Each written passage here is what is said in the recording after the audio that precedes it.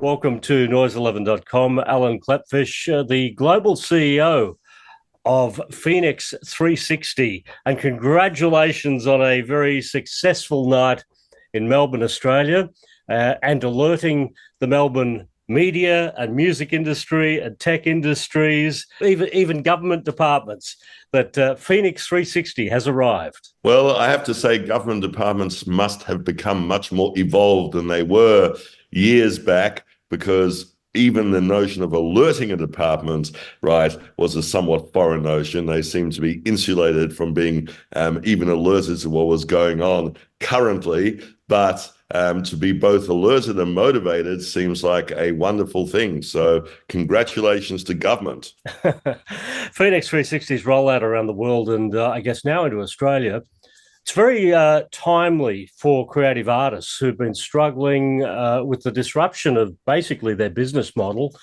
from moving from physical into digital. Yeah, I think that what happens is whenever you have new platforms, new technology, new ways of doing things, of course, sadly, the exploiters step in, and they're the ones who can best marshal the new set of circumstances and use it to their advantage. Unfortunately, the exploiters have never been the artists. They have been the creative contributors always, but they are not the masters at taking the new technology, the new platforms, and using it to their advantage, and others have.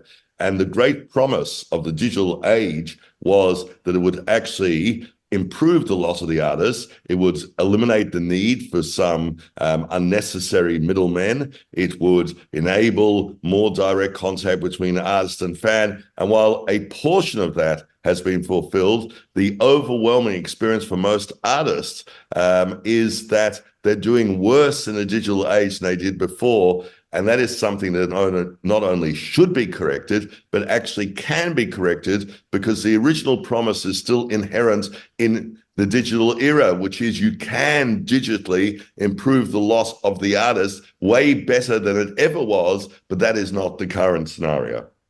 Well, I guess revenue streams have changed quite dramatically for artists with the physical world that they were used to before. It was kind of an upfront payment, because you would sell a physical disc and that would be it. The purchase was fulfilled. In the digital age, it's long tail. It's different. Someone in the music industry has come up with some magic formula that says 150 to 180 streams equals a sale. But I don't know anyone who ever listens to a song 180 times. And if so, it could take years to do that.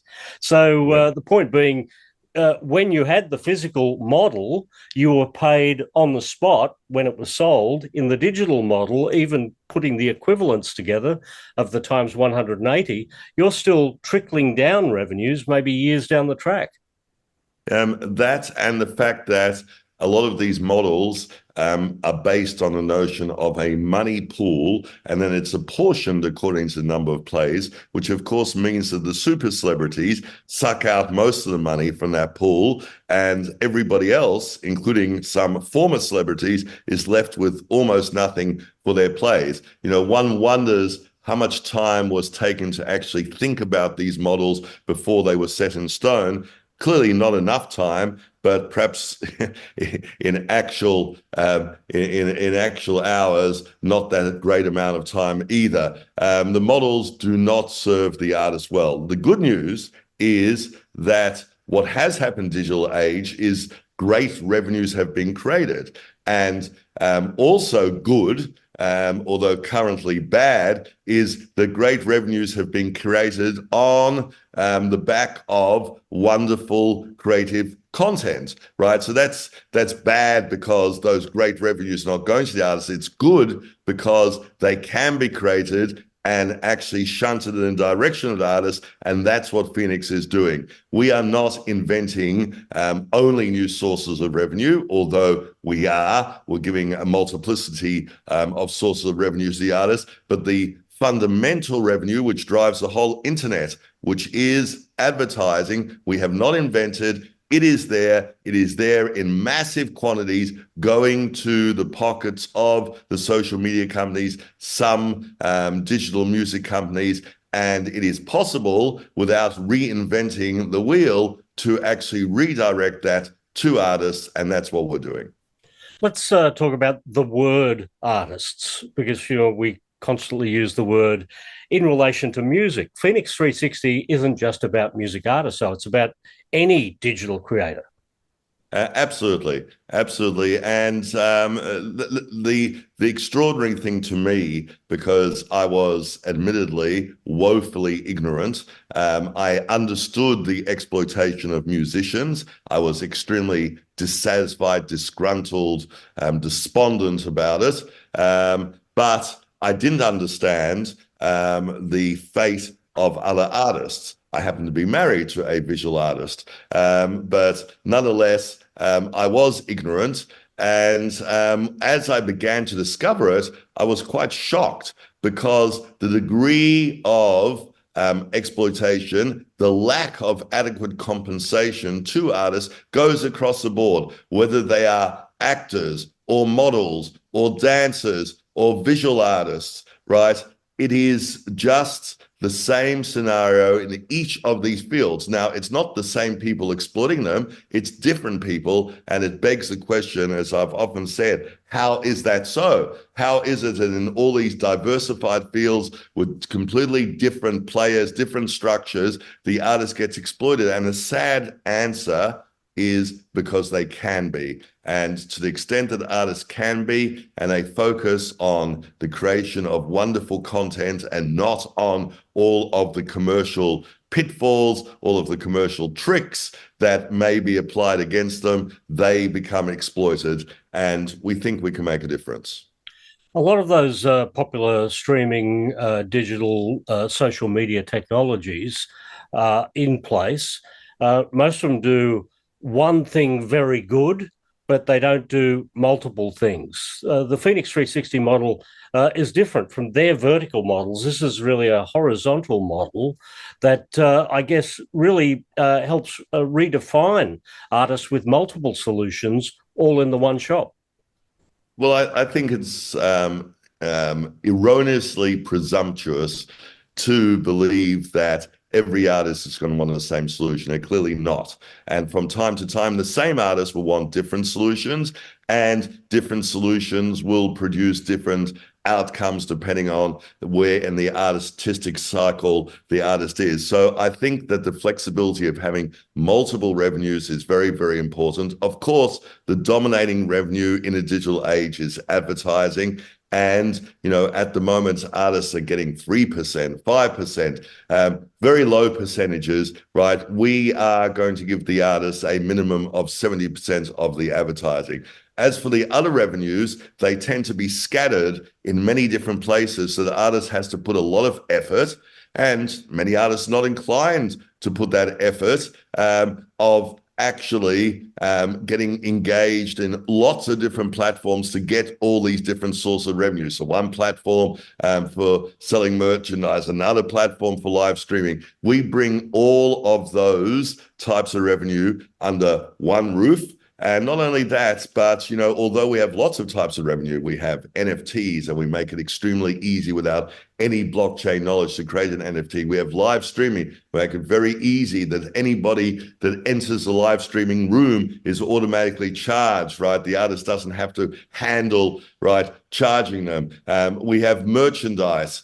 We have the ability to make referrals to other commercial organizations and get commissions for artists, and so on and so on. So bringing it under one roof is important, but our job has not ended by any means. My view very strongly is that as each new type of revenue gets our attention, either comes onto the market newly or is discovered by us, and it's been around for a while, right? When that has a valid reason for existing, which is it can actually provide additional revenue to the artist, we will incorporate it. So we're not going to be static and say, we've accomplished it all and we have all these wonderful multiple revenues for artists. No, as each revenue justifies its existence, we will incorporate it in the app. The origins of Phoenix 360 go back to the 2010s, and then we had the pandemic, and suddenly creatives lost a lot of their livelihood. Revenues were slashed. Did the pandemic have much of an effect on redefining and realigning the Phoenix 360 model? I think it did in a few major ways. First of all, for me, I was stuck in a living room for 2 years. It was joyous on the one hand. I had my kids around. I don't see anywhere near enough of my younger kids as I travel the world. So having them for 2 years in a living room was a great joy for me. And I think it was pretty happy time for them also.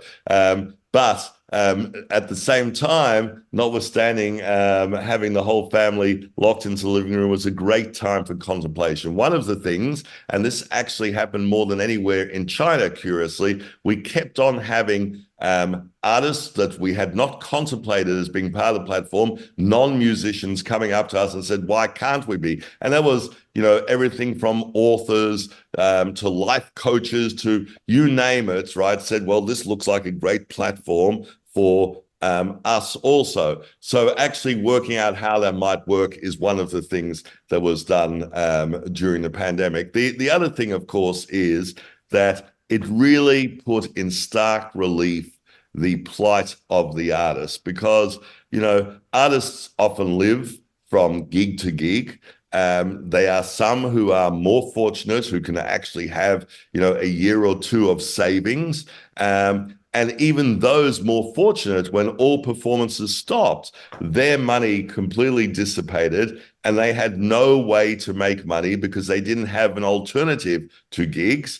And while all of that was happening, quite cruelly to them, they noticed that the middleman, right? The middleman who might be a manager, might be a label, might be a distributor, they were doing fine, right? They still managed to exist. They still managed to have money, and the artist did not.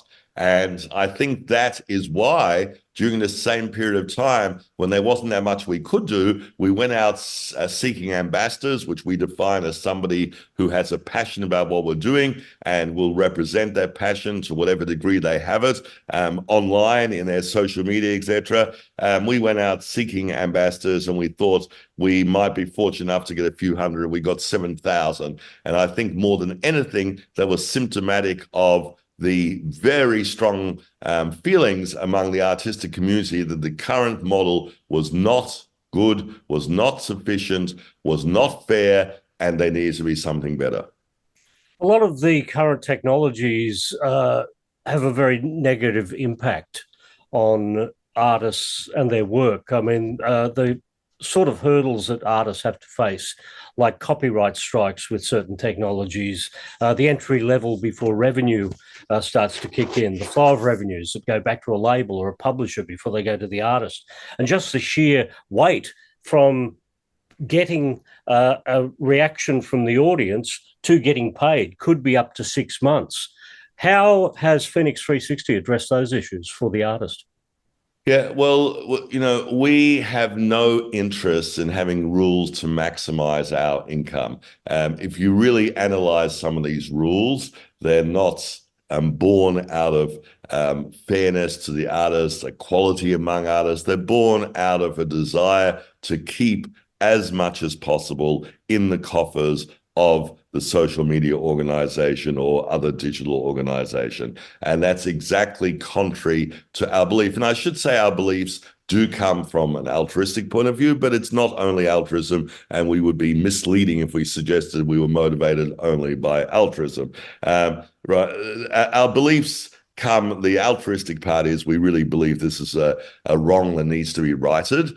But at the same time, we also believe that if you're sincere, and I would say obsessed, I don't have any problem in calling myself obsessed, right? I feel obsessed. I wish to be obsessed, right? If you're obsessed and you really are thinking deeply about everything that's good from the artist, the types of revenues, the types of tools, the types of representation of the artist, if you're really, really thinking about that, that can create a safe place for artists where they're safe in terms of being properly compensated, they're safe in terms of being properly respected, they're safe in terms of having proper control. If you actually do that successfully, the non-altruistic part is you might actually attract artists en masse and their fans. And if you do, you have the potential to create a big, maybe even the biggest platform. So that's the non-altruistic part. The fact of the matter is, a certain amount of altruism goes into FENIX. And for me, FENIX also is a stepping stone to maybe doing other altruistic things in life. My view about life is, what's the point of being on Earth if you're not going to do something worthwhile? So it's a pretty simple view, and I feel as though in some ways I've let myself down to date, because, aspiring to do these things, talking about doing these things is vastly different than actually achieving them. Now it's time, through dedication, obsession, whatever you want to call it, to actually achieve them. And to the extent you do, it is a stepping stone, in my view, to achieving other worthwhile things also. The initial launches were in Indonesia, Malaysia, and the Philippines. I guess to Australia and the Western world, that might sound a bit unusual that you would kick off there first, but some of these are massive music markets, and I would imagine also very youthful markets. Was that why you Yeah. decided to uh, put the word out first in those places? There were probably three categories of reasons to do it. The first is exactly as you allude to. These are exceptional markets, not only not understood by Australians, but not by Americans, Europeans, and astonishingly, not even by fellow Southeast Asians. So the fact is that Indonesia, our first market, is massive. It's 272 million. If you ask the average Westerner in any of the regions we've just mentioned, they'll guess 20 million, 30 million. When you tell them 272 million, the largest Muslim country in the world, they are generally shocked, right? Over, I believe, 17,000 islands. Another interesting fact about Indonesia. But then when you go a little bit deeper into the relevance to social media, it's quite extraordinary, because the number one country for TikTok is the US, number two country, Indonesia, number one country for Facebook, India, number two country, US, number three country, Indonesia. Average age is that in Europe, it's 43. In the US, it's 38, Indonesia, 29, and even more remarkably, in the Philippines, 26, right? So one category was these are massive markets. They are very adept at using social media. Beyond being adept at using it, they're adept at, in the best possible sense of the word, exploiting social media. That is, working out how it can work for them. So they're also great learning places for us to work out how, right, you create a platform that actually works well for the users, right? So that's one reason to go to these markets. The other reason to go is that we have expertise, as we've mentioned. Sandy Monteiro used to run the region, has a record label in Indonesia. And the third reason is the reason, as cited by my very wise Singapore partner, which is we've previously experienced the dangers of coming up against the big guys too soon. We don't wish to prod them too early. And as he puts it, create momentum in the jungle and you will overwhelm the city. And so we prefer to create momentum away from the markets, which also have a little bit of a tradition, of trying to tear things down, the primary markets. We prefer to be in supportive markets where we learn what is necessary to make a great success and do a slow roll towards the US and Europe. And we expect to be in the US by the first quarter of next year. Well, I guess you've just had a very successful media night in Melbourne with a whole stack of people in the room.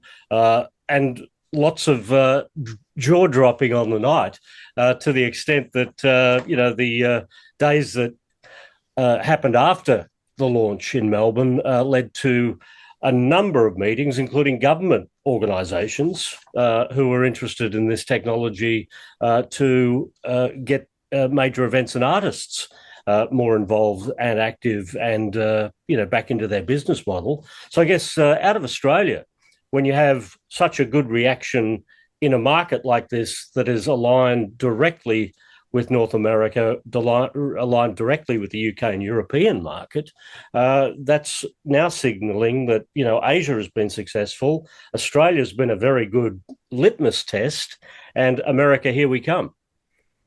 Absolutely.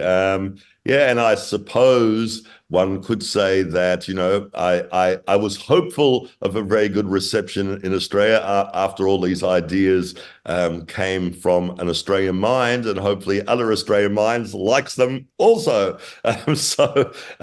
Yeah, I think that in Australia, we do have a well-developed sense of fairness, I must say. Maybe sometimes it goes a bit off the rails, but we do have a well-developed sense of fairness. And certainly, I sometimes wonder, where do you get, any degree of altruism from that you wish to fight for things that you consider important? Australia is part of the answer. Australia is part of the answer, and it's great that that is the case. So, and you are Australian, you're from Melbourne, and taking this to the world and then back again. Yeah, I am from Melbourne. These days, I am extremely desirous of spending every day I can in Melbourne. Unfortunately, fortunately, but unfortunately, in terms of spending time in Melbourne, we're doing three major things sort of simultaneously. Any one would be enough to keep you away from home and dominate your life, but we are at the moment rolling out, right, country by country. That's obviously a major undertaking. We're raising major money, and with money, you always have to go to where it is. It won't come to you, right? We don't expect any, American funds to jump on a plane and come to Australia, right? We have to go to them. So raising money and raising significant quantities of it is also, reasonably taxing, right? And so these things are very, very demanding in terms of being away from home, but we try to get home as often as we can. Well, Allan, it's a great story. Thank you for such articulate answers and defining for our audience exactly what FENIX360 is. Look, and thank you, Paul, for asking the best questions, right, that almost automatically provoke decent answers. Good to see you.